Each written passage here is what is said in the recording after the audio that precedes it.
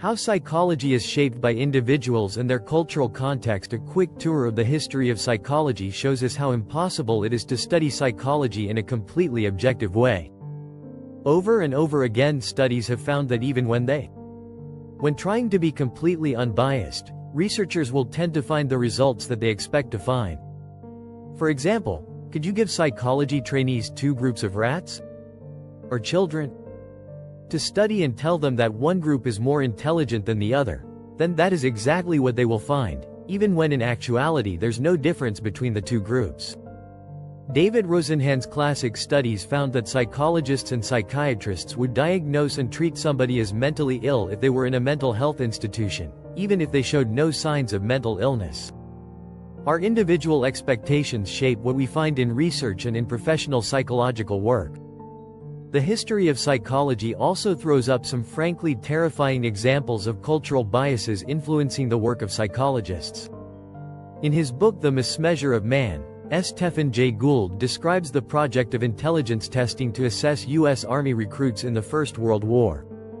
Using the tests, which were regarded as highly scientifically rigorous, psychologists found that the average intelligence of recruits decreased with the darkness of their skin. Black people and immigrants to the U.S., including Jewish immigrants, obtaining the lowest scores. At the time, psychologists believed intelligence was entirely inherited, so the researchers concluded that different racial groups had different levels of psychologiand sex. Excerpted from the Psychology of Sex, Chapter 553.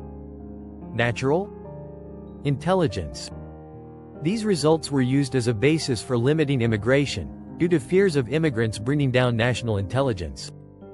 This prevented around 6 million Europeans from entering America between the World War I and World War II, condemning them to the Holocaust. The research also determined the ways in which Army recruits were allocated, effectively condemning many black soldiers to death. When we look back on this intelligence research now, we recognize many biases which were not seen at the time because the research tallied so well with the prevailing cultural assumptions in which the researchers were embedded.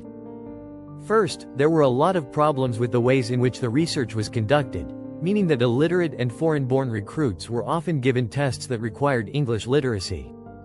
Even when that didn't happen, they had to use a pencil, write numbers, and engage in other unfamiliar procedures. Also, many of the questions clearly did not test innate intellectual ability. For example, there were pictures asking recruits to fill in the missing part of a light bulb, gun, or playing card. And try answering these questions if you not familiar with U.S. culture. Crisco is a patent medicine, disinfectant, toothpaste, food product. Washington is to atoms as first is to. Indeed, the research found that foreign-born recruits did better depending on how many years they had been in the U.S., which should have given the researchers a clue that intelligence was not all down to nature. We'll consider the nature-nurture debate in more depth in the next chapter. In this example, you can see how easy it is for psychologists to perpetuate and reinforce the prevailing views of the time, to divide people into categories on the basis of taken-for-granted knowledge without questioning it, and then to find differences between those categories which they assume are down to innate differences between them, because that is widely held opinion, without looking hard enough for other explanations, or examining the inbuilt biases in the materials they reusing. As Carol Tavris points out in her book The Mismeasure of Women, there are many similar examples in the history of the psychology of gender.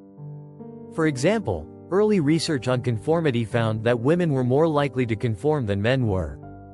This was used to support the theory that women were naturally intellectually inferior to men.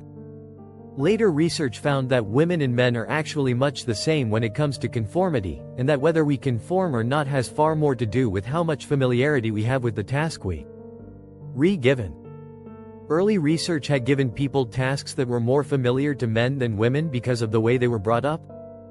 For example, tasks psychologyand sex. Excerpted from the Psychology of Sex, Chapter 554 about machinery. The psychologists then looked no further because the findings confirmed their misogynist assumptions.